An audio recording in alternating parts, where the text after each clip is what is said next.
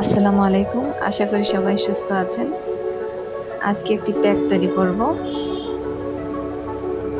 ভাতের মাড় দিয়ে।